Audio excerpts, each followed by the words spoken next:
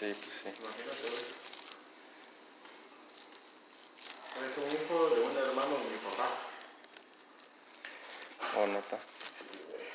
Yo jamás esperé, güey, del Pedro que hiciera eso, güey, el cuñado, güey, de Carlos, para pegarnos, güey. No mames, ese Pedro lo querían un chingo, güey, mis tíos, güey. Pedrito, y que Pedrito aquí, Pedrito allá.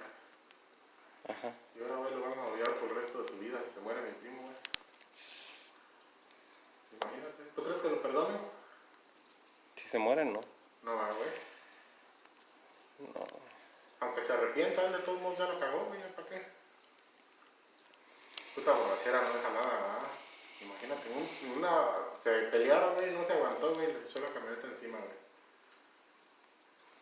Por una pinche Barrechur. loquera. Sí, güey.